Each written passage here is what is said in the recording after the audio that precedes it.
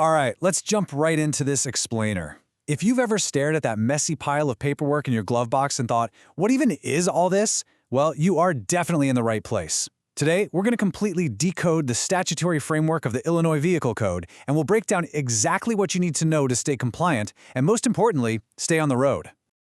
To make all this dense legal jargon actually digestible, we've structured our explainer into 5 quick chapters. We're looking at the golden rule of registration, lost or stolen plates, digital plates and new tech, temporary permits and exemptions, and finally, the fast track to suspension.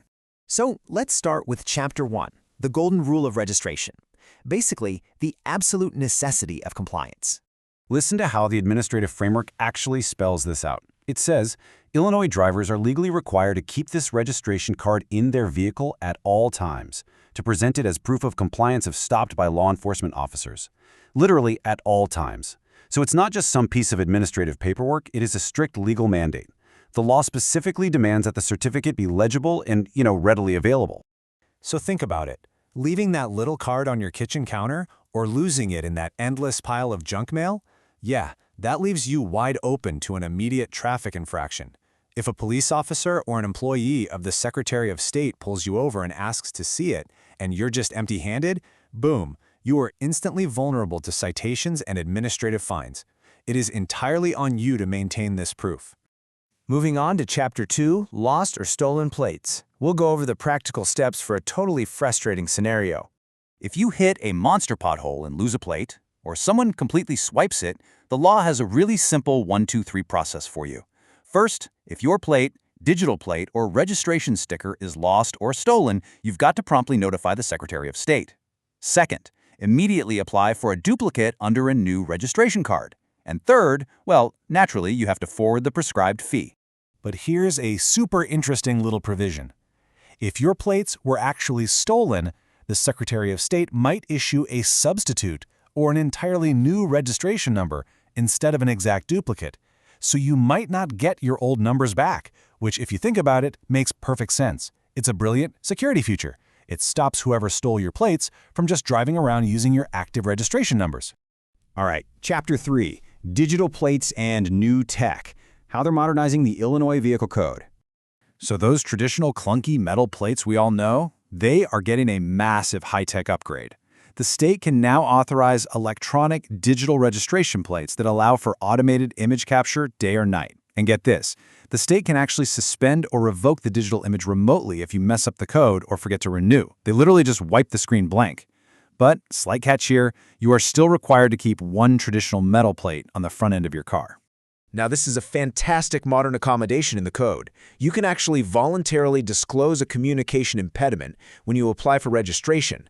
There's a specific spot to check off if you, or maybe your child or a regular driver of the car, has a physical or mental health condition that might make talking to a police officer difficult. This goes right into a secure system to alert officers before they even walk up to your window. Such a game changer for safer traffic stops. And don't worry, it is strictly confidential and completely exempt from public disclosure. Let's shift gears to Chapter 4, Temporary Permits and Exemptions. Basically, navigating the oddities of the road. Because the law has to cover everything, right? So there are some weird and wonderful exemptions out there. For instance, you don't need a standard Illinois plate for a farm tractor, or what they formally call an implement of husbandry if it's just delivering commodities to a first place of processing. Fire trucks, like pumper and ladder trucks, are exempt too. Even those low-speed electric scooters or vehicles owned by the federal government, they get a total pass from the standard Illinois registration requirements. Now, what if you're an Illinois resident but you cross state lines to buy a car? Well, the law cuts you a little slack with a 45-day grace period. You've got up to 45 days after buying it to transport the vehicle back to Illinois and apply for your title and registration. And hey, if that out-of-state dealer is dragging their feet with the paperwork, Illinois will issue you a temporary registration plate to cover you in the meantime. I absolutely love this specific little detail in the code. The state actively carves out space to help charitable not-for-profits. If a 501c3 charity repairs donated cars to give to low-income folks, they can grab a specialized 90-day temporary permit. That lets them legally drive the car around for maintenance, repairs, and ultimately to deliver it to the person in need. Just a really nice touch.